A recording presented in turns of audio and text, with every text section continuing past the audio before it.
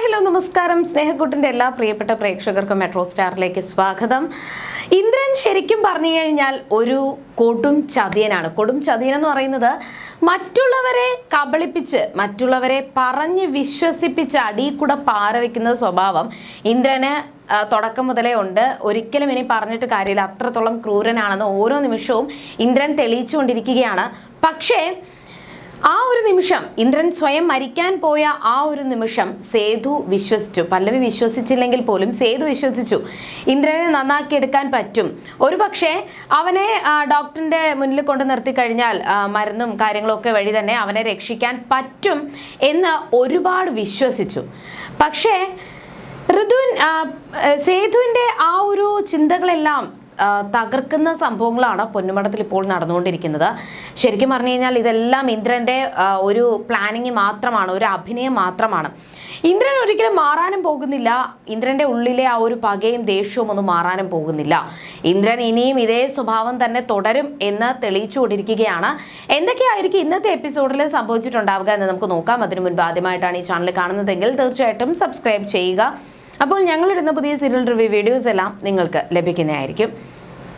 അങ്ങനെ പൊന്നുമടത്തിൽ പല പ്രശ്നങ്ങൾ നടന്നുകൊണ്ടിരിക്കുകയാണ്. ഇതുവരെയും ഋതു കുഞ്ഞിനെ നശിപ്പിക്കാൻ പോയ കാര്യം, കൊല്ലാൻ പോയ കാര്യം സേതുവിനും പല്ലവിക്കും ഇന്ദ്രനും മാത്രമേ അറിയത്തുള്ളൂ. വേറെ ആർക്കും അധികം, പൊന്നുമടത്തിലുള്ള വേറെ ആർക്കും അധികം അറിയത്തില്ല. എന്നാൽ ആ സത്യങ്ങൾ കൂടി ഇന്ന് ഇന്ദ്രൻ തന്നെ മറ്റുള്ളവരുടെ മുന്നിൽ അവതരിപ്പിക്കാൻ വേണ്ടിയിട്ട് പോവുകയാണ്. ഭയങ്കര ഒരു സങ്കടത്തിലാണ് ഋതു ആ കുഞ്ഞിനെ കൊല്ലാനായിട്ട് പോയപ്പോൾ പല്ലവിയും ഹരിയും കൂടി ഇപ്പോൾ ഹരിക്കും കുറച്ച് പേർക്കേ അറിയത്തുള്ളൂ. പക്ഷേ ഹരിയും പല്ലവിയും കൂടി രക്ഷിക്കാൻ പോയത് കൊണ്ട് തന്നെയാണ് ഒരു വിധത്തിൽ ഋതുവിനെ ഒരു ആപത്തും വരാതെ രക്ഷിക്കാൻ പറ്റിയത്. ഒരു പെൺവാണിഭ സംഘത്തിൻ്റെ ഇടയിലാണല്ലോ ഋതു ചെന്ന് പെട്ടുപോയത്. ആ ഒരു അപകടത്തിൽ നിന്നും, വലിയൊരു അപകടത്തിൽ നിന്നും പല്ലവിക്കും ഹരിക്കും ഋതുവിനെ രക്ഷിച്ചു കൊണ്ടുവരാൻ പറ്റി. എന്നിട്ട് പക്ഷെ അപ്പോഴും ഋതുവിൻ്റെ മനസ്സ് മാറുന്നില്ല. ഋതു ആ കുഞ്ഞിനെ കൊല്ലും, അല്ലെങ്കിൽ ആ കുഞ്ഞിനെ തനിക്ക് വേണ്ട, തനിക്ക് ആരും വേണ്ട എന്ന നിലപാടിൽ തന്നെയാണ് ഋതു. എന്നാൽ ഋതുവിൻ്റെ കാര്യങ്ങൾ പറഞ്ഞ് മനസ്സിലാക്കി അവളുടെ മനസ്സ് മാറ്റാനായിട്ട് പല്ലവി ശ്രമിക്കുന്നുണ്ട്. അതിൻ്റെ ഭാഗമായിട്ട് ഇന്ന് പല്ലവി ഋതുവിനോട് സംസാരിക്കുകയൊക്കെ ചെയ്തു.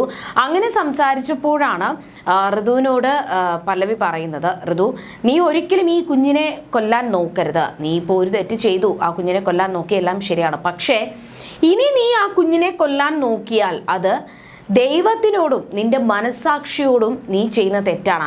ഇനി നീ അങ്ങനെ ചെയ്തു കഴിഞ്ഞാൽ ദൈവത്തിൻ്റെ മുന്നിലും മനസ്സാക്ഷിക്ക് മുന്നിലും നീ തന്നെ ആ കുഞ്ഞിനെ കൊലപ്പെടുത്തിയതാണ്. അല്ലാതെ വെറുതെ ഒന്നുമല്ല, നീ ആ കുഞ്ഞിനെ കൊലപ്പെടുത്തി നീ ഒരു കൊലപാതകയായി മാറുമെന്നൊക്കെ പല്ലവി ഇത് പറഞ്ഞു. അത് കേട്ടപ്പോൾ ഋതുവിൻ്റെ മനസ്സൊന്ന് ഏങ്ങി.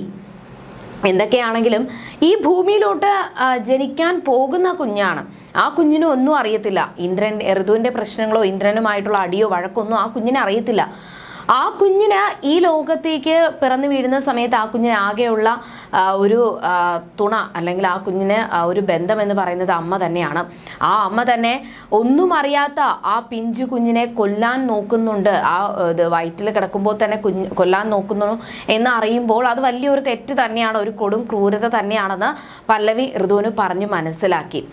പക്ഷേ ഇതിനിടയിലും മറ്റുള്ളവരെ താൻ നല്ലവനാകാൻ ശ്രമിക്കുകയാണ് എന്ന് വിശ്വസിപ്പിച്ചെടുക്കുകയും അതിനിടയിൽ കൂടി പാര പണിയുകയും ചെയ്യുന്ന ഇന്ദ്രൻ്റെ സ്വഭാവം ഇപ്പോഴും മാറിയിട്ടില്ല. പ്രതാപന് ചെറിയ സംശയം തോന്നിയപ്പോൾ പ്രതാപൻ ഇന്ദ്രനോട് മാറി നിന്ന് സംസാരിക്കുന്നുണ്ട്.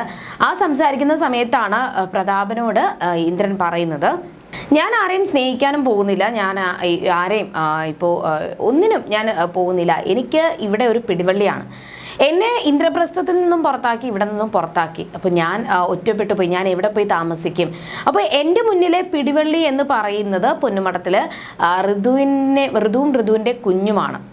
അതായത് എൻ്റെയും ഋതുവിൻ്റെയും, എൻ്റെ കുഞ്ഞ് ഋതുവിൻ്റെ വയറ്റിൽ വളരുന്നുണ്ട്. ആ കുഞ്ഞും ഋതുവും തന്നെയാണ് എൻ്റെ പിടിവള്ളി. അത് പോയി കഴിഞ്ഞാൽ എനിക്ക് ഇവിടെ പോലും താമസിക്കാൻ പറ്റത്തില്ല. അതിനു വേണ്ടിയിട്ട് ഞാൻ ഇറക്കിയ നാടകമായിരുന്നു ഇതെല്ലാം. അങ്ങനെ ആ പിടിവള്ളിയിൽ പിടിച്ച് ഞാൻ കയറുകയും ഞാൻ ഇവിടെ വന്ന് താമസം തുടങ്ങുകയും ചെയ്തു. ഇനി എന്നെ ആർക്കും പുറത്താക്കാൻ പറ്റത്തില്ല. കാരണം ഞാനിപ്പോൾ ഋതുവിനെയും സ്നേഹിക്കുന്ന ഒരു അച്ഛനായി മാറാൻ, ആ കുഞ്ഞിനെ ഒരു അച്ഛനായി മാറാൻ ശ്രമിക്കുകയാണ്, നല്ലവനായി മാറാൻ ശ്രമിക്കുകയാണ് എന്നൊക്കെ ഇന്ദ്രൻ പറഞ്ഞു. പക്ഷെ ഇന്ദ്രൻ്റെ ഈ നാടകങ്ങളെല്ലാം അച്ചു മുകളിൽ നിന്ന് കേട്ടുകൊണ്ട് നിൽക്കുന്നുണ്ടായിരുന്നു. സ്റ്റെയർകേഴ്സിന് മുകളിൽ അച്ചു നിൽക്കുന്ന സമയത്താണ് ഇന്ദ്രൻ പ്രതാപനോട് ഈ കാര്യങ്ങളെല്ലാം പറയുന്നത്. അതെല്ലാം അച്ചു കേട്ടു. അപ്പോൾ അച്ചുവിന് മനസ്സിലായി ഇതെല്ലാം ഇന്ദ്രൻ്റെ നാടകം മാത്രമാണ് എന്ന് അച്ചുവിന് മനസ്സിലായി. എങ്ങനെയെങ്കിലും ഈ നാടകം പൊളിക്കണം, അല്ലെങ്കിൽ ഇനി ഒരിക്കലും ഇന്ദ്രനെ വിശ്വസിക്കരുത് എന്ന് അച്ചുവും തീരുമാനിച്ചു. പക്ഷേ ഇപ്പോഴും ഇന്ദ്രനെ സേതു വിശ്വസിക്കുന്നുണ്ട്. ഈ പ്രശ്നങ്ങൾ സോൾവ് ആക്കാൻ പറ്റും എന്ന് സേതു വിശ്വസിക്കുന്നുണ്ട്.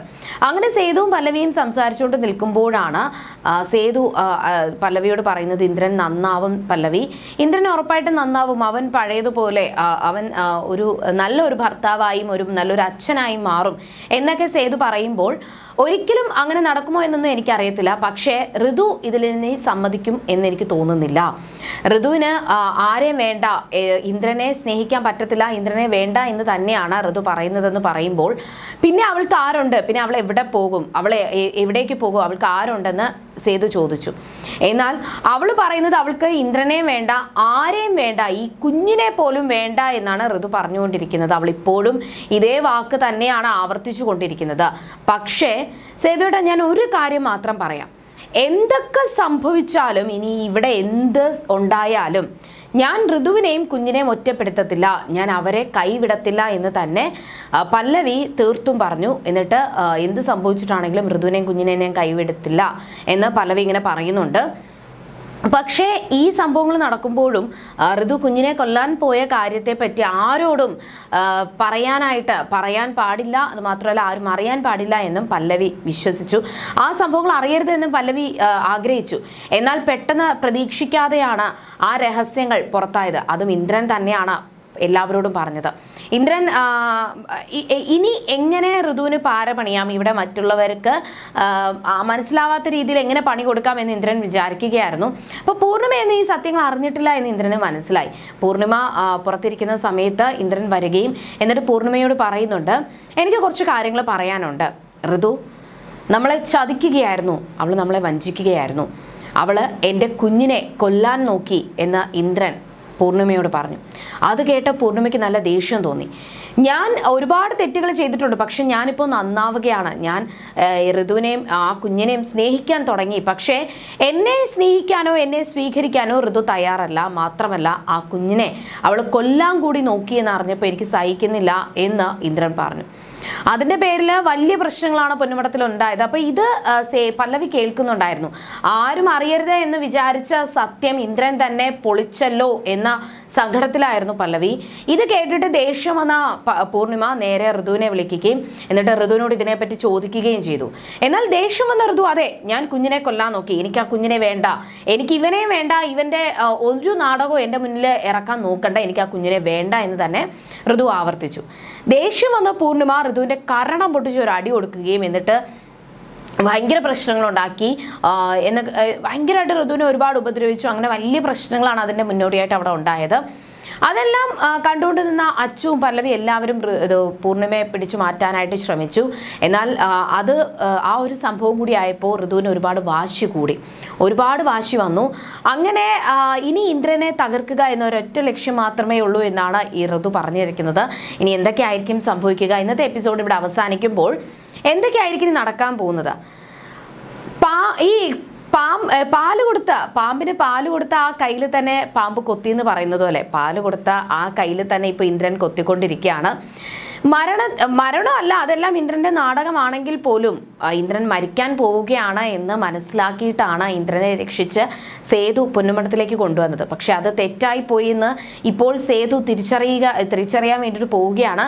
ഇനി ഈ പ്രശ്നത്തിൽ നിന്നും എങ്ങനെയായിരിക്കും പല്ലവിയും സേതുവും കൂടി ഋതുവിനെ രക്ഷിക്കാൻ പോകുന്നത്?